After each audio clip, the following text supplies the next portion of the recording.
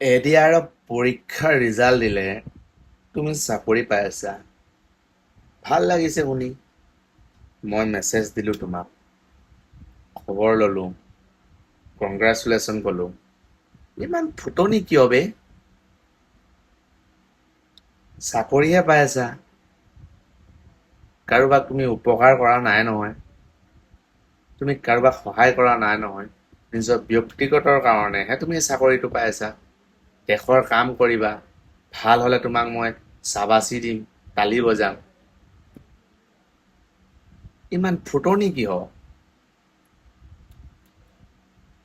Message কৰিছোঁ, কৈছাই যে কিয়া অকাত হে তেৰা।